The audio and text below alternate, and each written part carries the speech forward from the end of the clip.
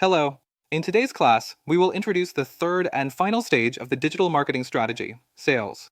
In previous classes, we discussed the need to first establish a consistent digital presence and how to do this aligned with market segments and personas. Then, we moved on to the second stage, where we created complementary services that will help establish a close relationship between your business and leads and customers. Now that we have advanced through these two preliminary steps, it's time to discuss the sale. The sale is the final step in this process. Of course, eventually, you might start selling without going through the previous steps, but this greatly reduces the chances of success. Unlike a few decades ago, when simply advertising your offer was enough for customers to buy from you, today's sales depend on establishing a preliminary connection. Additionally, information about your company and your products or services is available on digital channels, and consumers or buyers research your company, product, or brand beforehand, even before making any contact.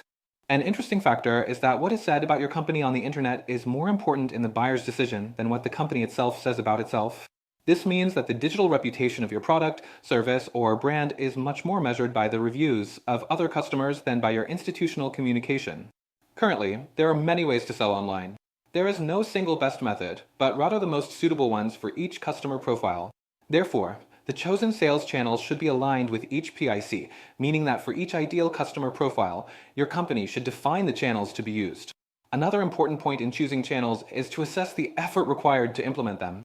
For example, sending messages via WhatsApp offering a product or service to an existing customer is simple and something any company can do without much effort. However, developing and implementing your own e-commerce, that is, a virtual store for your company to sell online, can take months of work and significant investment. I have selected the main digital sales channels for you to evaluate and implement in your business. They are email marketing, conversational commerce, which is sales through messaging, such as WhatsApp, for example, marketplaces such as Amazon, Mercado Libre, Shopee, among others. Your own e-commerce, which is your business's own online store. Social commerce, which is selling through social networks like Instagram Shop or TikTok Shop. Live commerce, which is selling through live broadcasts, such as TikTok Live Shopping or YouTube Live Shopping. Your own app, meaning a sales application for people to download on their smartphones from the App Store or Play Store. And affiliate programs, where third parties resell your products through online links and ads.